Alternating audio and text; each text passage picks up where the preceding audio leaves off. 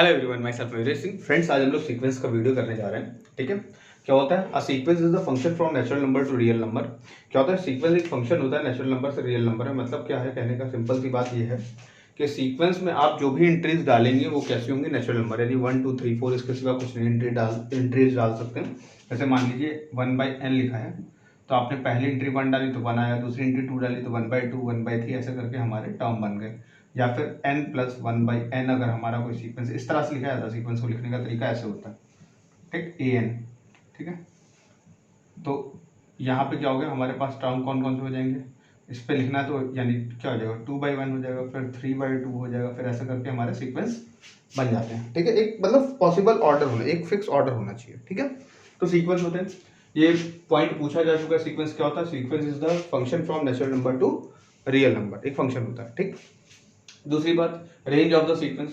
अगर हमारे ये जो डिस्टिंक्ट एलिमेंट का सेट बना है ना, ये जो डिस्टिंक्ट एलिमेंट का ऐसे मैंने सेट बना दिया, ठीक है, डिस्टिंक्ट एलिमेंट का मैं सेट बना लूँ तो यही सेट क्या कहलाता है, रेंज ऑफ द सीक्वेंस कहलाता है।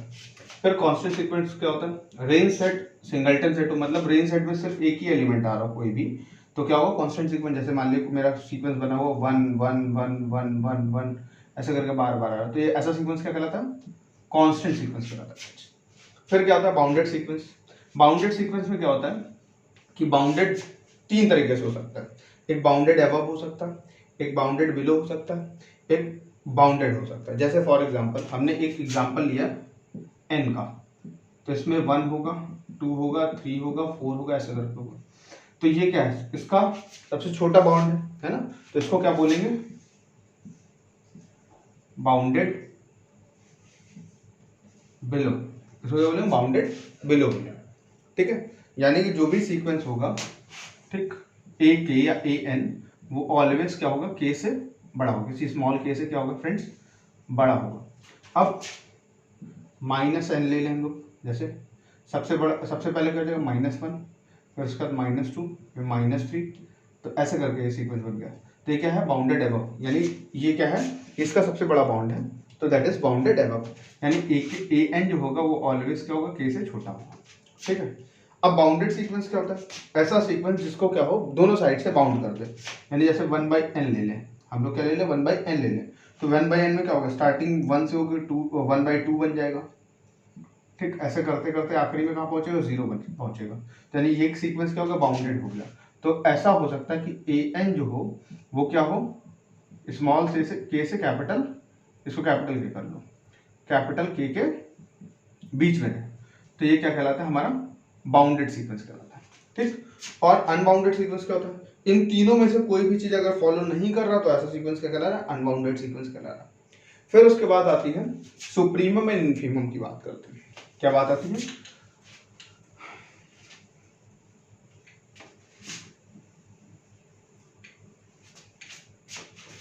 फिर बात आती है सुप्रीमम और इन्फीमम। एक्चुअली क्या होता है, लो, इसको सुप्रीमम बोलते हैं लोवेस्ट अपर बॉन्ड, और इन्फीमम को बोलते हैं ग्रेटेस्ट लोअर बॉन्ड बोलते हैं। एक्चुअली जैसे मैंने मान लिए कि मैंने बोला कि मेरा 1/n सीक्वेंस है, क्या है 1/n, या फिर मैंने ऐसा बोल दिया कि मेरा -n सीक्वेंस है, तो इसमें क्या हो जाएगा, आपका जो होगा -1 होगा, -2 होगा, -3, ऐसे करके एलिमेंट हमारे पड़े होंगे। ठीक, तो 1 जो हुआ आपका, -1 जो हुआ वो क्या हुआ, -1 एक्चुअली ये सबसे बड़ा एलिमेंट हुआ है ना। ठीक, ये सबसे बड़ा एलिमेंट हुआ। अब उसके बाद क्या हो सकते हैं हमारे, है ना, उसके बाद इससे भी बड़े बड़े एलिमेंट हो सकते हैं, यानी जो an है, ये जो an बनेगा, ये सीक्वेंस है, ये -1 से छोटा उसके बराबर है, लेकिन ये 0 से भी छोटा होगा, 1 से भी छोटा होगा, 2 से भी छोटा होगा, 3 से भी छोटा होगा, तो ये सब इसके अपर बॉन्ड कहलाएंगे। ठीक है, ये सब इसके क्या कहलाएंगे, अपर बॉन्ड कहलाएंगे। लेकिन लोएस्ट अपर बॉन्ड कौन सा, सबसे छोटा अपर बॉन्ड कौन सा है, वो -1, वही क्या कहलाएगा, सुप्रीमम कहलाएगा। इसी तरह से अगर हम बात करें, अगर मेरा सीक्वेंस n था तो इसमें 1 आएगा, 2 आएगा, 3 आएगा, ऐसे करके आएंगे हमारे। ठीक, तो यहाँ पे अगर बात करें तो मेरा an जो है वो ऑलवेज क्या होगा, 1 से बड़ा होगा। ठीक, ऑलवेज क्या होगा, 1 से बड़ा होगा, है ना, ऑलवेज 1 से बड़ा होगा। लेकिन अगर देखूं तो ये 0 से बड़ा होगा। ठीक है, ठीक, फिर उसके बाद क्या हो जाएगा तुम्हारा आपका, ठीक, फिर ये -1 से बड़ा होगा, -2 से बड़ा होगा, इन सबसे बड़ा होगा, ऑब्वियस बात है। लेकिन ये क्या है, सबसे बड़ा लोअर बॉन्ड है ना, सबसे बड़ा लोअर बॉन्ड है। ये सब भी लोअर बॉन्ड इसके कहलाएंगे, लेकिन ये सबसे बड़ा लोअर बॉन्ड है, इसलिए क्या बोला गया इसे इनफीमम बोला गया, ग्रेटेस्ट लोअर बॉन्ड बोल देंगे। ठीक है फ्रेंड्स, आगे बढ़ते हैं, आगे की बातें देखते हैं हम लोग। हाँ तो फ्रेंड्स आगे देखते हैं, लिमिट ऑफ द सीक्वेंस क्या होता है। एन बी द सीक्वेंस है, एन कोई सीक्वेंस है जहां पे एल कहाँ बिलोंग करता है, रियल नंबर में। कोई एक एल एक नंबर है जो रियल नंबर में बिलोंग करता है। L is said to be the limit of the sequence, L को एक सीक्वेंस का लिमिट कहेंगे, कब कहेंगे, सीक्वेंस एन का लिमिट कब कहेंगे, for each epsilon greater than 0। कोई भी एक हमने अपने तरफ से एक आर्बिट्री नंबर चूज कर लिया जो क्या है 0 से बड़ा, जैसे मान लीजिए हमने 1/1000 चूज कर लिया, ठीक है, 1/1000 या 1/10,000 चूज कर लिया, ये पॉजिटिव नंबर 0 से बड़ा होगा, तो वहां पे एक m एग्जिस्ट कर जाएगा, एक m नेचुरल नंबर एग्जिस्ट कर जाएगा, जिसमें हम लोग क्या करें कि an ले लें, an वाला टर्म, जहां पे n जो होगा वो m से बड़ा होगा। मान लीजिए हमारा सीक्वेंस क्या था, 1/n था, सीक्वेंस क्या था, 1/n था, ठीक, ओके। अब क्या हो जाएगा हमारे पास कि इसका लिमिट पॉइंट क्या था, l था, इसका लिमिट पॉइंट क्या था, मान लीजिए सपोज इसका लिमिट लिमिट इसका क्या था, l था, सीक्वेंस का लिमिट क्या है, l है। ये an एक सीक्वेंस है 1/n और an का जो लिमिट है वो l है, ठीक। तो अगर मैंने 1/n माइनस l लिखा, ठीक है, तो यहां पे क्या हो जाएगा, ये एप्सिलॉन से छोटा 1/1000 लिखा, ठीक। ये इस एप्सिलॉन यानी ये एप्सिलॉन नंबर क्या ये मैंने 10,000 लिख दिया, ठीक। अब देखो वो लिमिट जो थी L, ठीक, उसका डिफरेंस हमने निकाला किसके साथ, इस an के साथ, और उसका मैग्नीट्यूड निकाला। बात समझिएगा। अब ये n एक नंबर ऐसा होगा कि जो क्या हो जाएगा, इस m से बड़ा होगा। m से बड़ा मतलब कहने की सिंपल सी बात ये है यहाँ पे कि आप अगर यहाँ पे हमें एक नंबर दे दें यहाँ पे l, और उसके बाद जो इसके टर्म होंगे ना वो इस नंबर के क्लोज होते चले जाएंगे, वो टर्म जो होंगे इस नंबर के क्लोज होते जाएंगे, यानी हर एक टर्म के बीच का जो गैप होगा वो क्या होता जाएगा, छोटा होता चलेगा। जैसे मान लीजिए 1/n था, तो अगर मैं 1000 लिखूं और 1/1000 10,000 लिख दूं, ऐसा लिख लूं, तो इनके बीच का गैप क्या है, बहुत कम है, बहुत छोटा गैप है इनके बीच का, ठीक। तो ये धीमे धीमे ये सीक्वेंस क्या होती है, 0 की तरफ बढ़ रही होती है ना, ठीक, धीमे धीमे क्या बढ़ रही होती है, 0 की तरफ, यानी 0 इसका क्या है, लिमिट है, लिमिट ऑफ द सीक्वेंस। या फिर एक सीधे तरीके से ऐसे लिख सकते हैं कि limit n goes to infinity an goes to l, सीधे सीधे ये भी लिख सकते हैं कि n इंफिनिटी में जाता है तो लिमिट ऑफ द सीक्वेंस क्या होता है, l हो जाता है, ठीक है।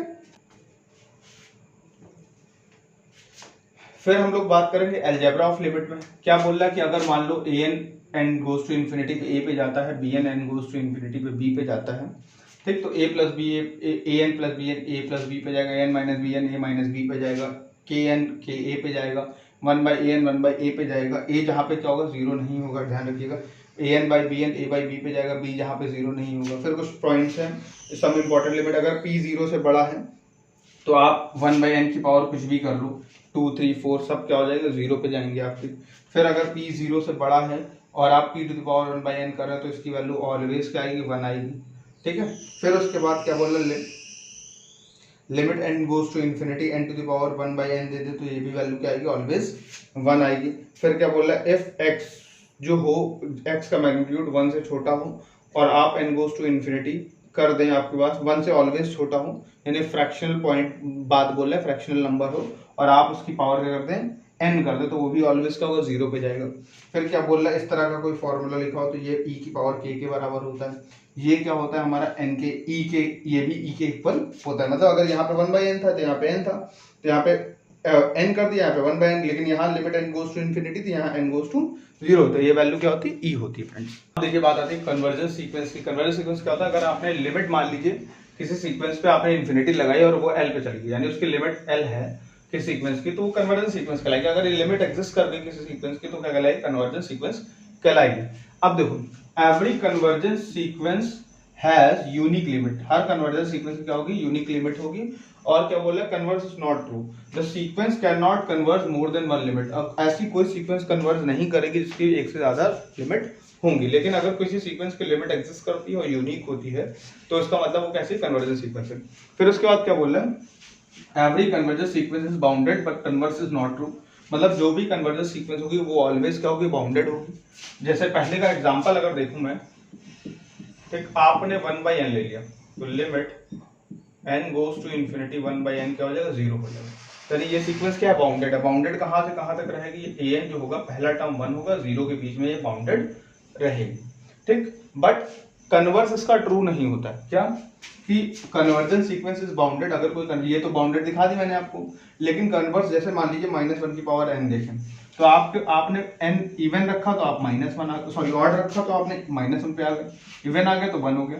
तो मतलब जो भी चीज होगी आपकी इधर से इधर, इधर से इधर शिफ्टिंग होती रहेंगी आपकी, ठीक है। फिर उसके बाद क्या बोला, if an goes to l, अगर an l पे जाता है तो मैग्नीट्यूड ऑफ an किस पे जाएगा, मॉड ऑफ l पे जाएगा। मैग्नीट्यूड ऑफ an किस पे जाएगा, मॉड ऑफ l पे जाएगा।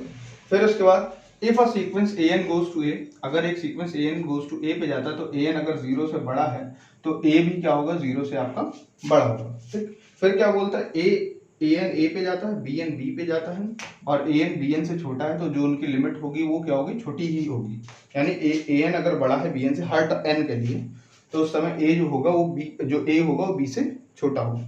सॉरी, यहाँ पे क्या बोला, bn जो है वो a से an से बड़ा है, तो जो लिमिट आएगी वो क्या होगी, वो भी बड़ी होगी तुम्हारी।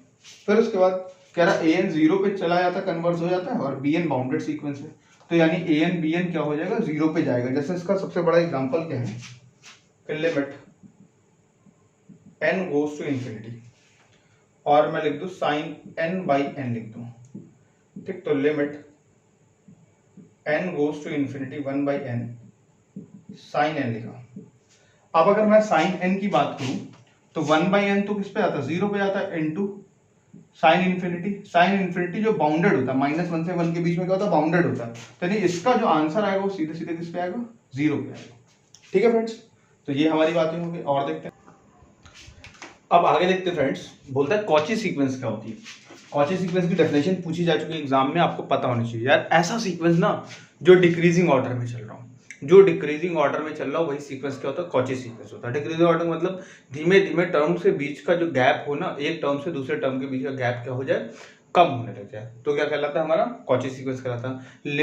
लिमिट में हमने क्या डेफिनेशन पढ़ी थी कि लिमिट में जो होता है, जो वो पॉइंट है ना, टर्म्स उस पॉइंट की तरफ जाते हुए दिखाई पड़ रहे थे, टर्म्स जो थे उस पॉइंट की तरफ जाते हुए दिखाई पड़ रहे थे, यानी n गोज टू इन्फिनिटी सीधे सीधे उसी पॉइंट पे पहुंच जाएगा। लेकिन यहाँ पे क्या होगा, जो टर्म के बीच का गैप होगा ना, धीमे धीमे धीमे धीमे डिक्रीज होने लग जाएगा, ठीक है। तो ऐसी सीक्वेंस क्या कहलाती है, कॉची सीक्वेंस कहलाती है। बस इसकी डेफिनेशन क्या है, a sequence an said to be Cauchy sequence, ठीक। अगर कोई पॉजिटिव नंबर ले ले ग्रेटर देन 0 तो हाउ एवर स्मॉल, कितना भी छोटा हो सकता है, there exist a positive number, वहां पे एक पॉजिटिव नंबर m एग्जिस्ट कर जाएगा, जहां पे हम n जो है वो m से बड़ा हो, और उन दोनों के बीच का गैप जो हो वो इस एप्सिलॉन से छोटा हो जाएगा। मतलब कहने का यार ये है कि अगर मान लीजिए एप्सिलॉन आपने 1/10,000 ले लिया, ठीक, और आपने कहा कि मेरा जो an वाला नंबर है वो इतना है और am वाला नंबर हमारा इतना है, ठीक। इन दोनों के बीच का अगर गैप लोगे और ये डिफरेंस निकालोगे, मतलब ये यहाँ पे देखिए कितने थे, 3, हाँ 3 2 5 3 3 6, हाँ इनके बीच का गैप निकालोगे ना, तो इससे क्या हो जाएगा, हमारा छोटा हो जाएगा। ऐसा एप्सिलॉन एग्जिस्ट कर जाएगा यहाँ पे, है ना, यहाँ पे ऐसा एप्सिलॉन एग्जिस्ट कर जाएगा, या फिर हम गए हैं एक m एग्जिस्ट कर जाएगा यहाँ पे, ठीक। एक नंबर मिल ही जाएगा, आप जितना छोटा नंबर ले लो, फिर एक नंबर ऐसा मिल जाएगा टर्म का कि जिससे उसके बाद वाले टर्म का गैप अगर लो तो वो इस नंबर से क्या हो जाए, छोटा हो जाए, और छोटा आप नंबर ले लो, ठीक है। तो कहने का मतलब है टर्म के बीच का गैप क्या होता चला जाएगा, कम होता चला जाएगा। आप जितना नंबर छोटा सोचेंगे उससे भी कम गैप आपको टर्म्स के बीच में मिल जाएगा। तो ऐसा सीक्वेंस क्या हो जाएगा, कॉची सीक्वेंस कहलाएगा। जैसे एग्जांपल 1/2 की पावर n, 1/n, ये सब क्या हो जाएंगे, कॉची सीक्वेंस की तरह, ठीक है। अब एक बात और, अब इस पे कुछ रिजल्ट्स है हमारे पास। Every convergent sequence is a Cauchy sequence but converse is not true. मतलब क्या बोल रहा है कि हर कन्वर्जेंट सीक्वेंस क्या होता है, कॉची सीक्वेंस होता है, but converse is need not true, मतलब कन्वर्स जो इसका अपोजिट पार्ट है वो ट्रू नहीं है। दूसरा बोल रहा है इन रियल्स, रियल्स मतलब रियल एनालिसिस में, रियल नंबर में, sequence is convergent if it is, if and only if it is Cauchy sequence. Sequence तभी कन्वर्ज करेगा जो कॉची सीक्वेंस होगा। यानी सीक्वेंस ऐसा नहीं कि रियल में ही होते हैं, कॉम्प्लेक्स में भी सीक्वेंस होते हैं, ठीक है। तो रियल में जो भी सीक्वेंस कॉची सीक्वेंस है वही सारे क्या करेंगे, कन्वर्ज करेंगे। इनका कहने का मतलब ये है, ठीक। फिर एवरेज कॉची सीक्वेंस क्या होता है, बाउंडेड होता है, सभी के सभी कॉची सीक्वेंस क्या होते हैं, बाउंडेड होते हैं। फिर डाइवर्जेंट सीक्वेंस क्या होता है, अगर लिमिट आपने n गोज टू इन्फिनिटी लगाई, आपको प्लस इन्फिनिटी या माइनस इन्फिनिटी पे जाता हुआ टर्म दिखाई पड़े तो डाइवर्जेंट सीक्वेंस कहलाता है, ठीक है। फिर उसके बाद क्या बात आती है,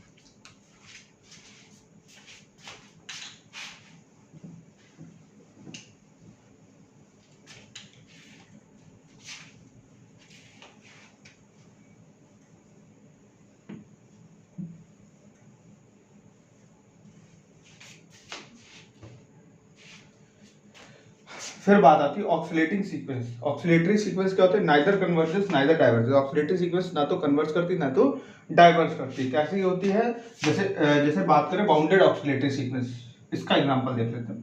-1 की पावर मैंने मान लो n ले लिया, तो आपका क्या होगा, 1 होगा और एक वैल्यू -1 है। ऑड रखने में -1, इवन रखने पे 1, तो इधर चली जाएगी।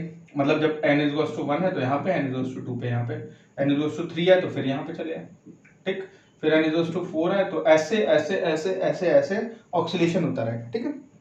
फिर अनबाउंडेड, अनबाउंडेड में -1 की पावर हमने n ले लिया और इनटू में भी n डाल दिया। तो सबसे पहला ये -1, n इक्वल्स टू 1 पे -1, n इक्वल्स टू 2 पे यहाँ पे कितना हो जाएगा 2, n इक्वल्स टू 3 पे यहाँ पे -3 पे आ जाएगा, n इक्वल्स टू 3 पे क्या हो जाएगा -3, यानी पहले यहाँ थे फिर यहाँ गए फिर यहाँ से यहाँ आ गए, ठीक। फिर यहाँ से क्या हो जाएगा, यहाँ चले जाएंगे। इस तरह से चलते रहेंगे तो क्या कहलाएगा, अनबाउंडेड ऑक्सीलेटरी सीक्वेंस। और पहली वाली क्या होगी, बाउंडेड ऑक्सीलेटरी सीक्वेंस, ठीक है। आगे बढ़ते हैं।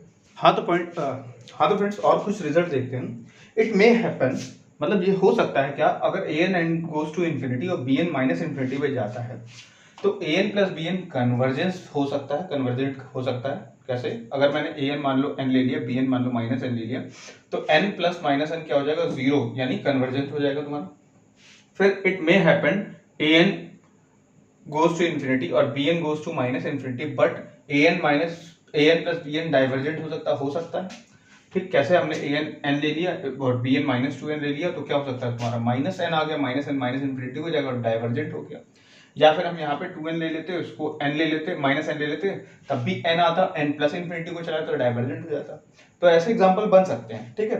मतलब हम ये नहीं कर सकते कि दोनों डाइवर्जेंट, उनका सम डाइवर्जेंट आएगा, दोनों कन्वर्जेंट है तो उनका सम कन्वर्जेंट आएगा। हो सकता है दोनों डाइवर्ज कर जाए, दोनों कन्वर्ज भी कर जाए, ठीक है।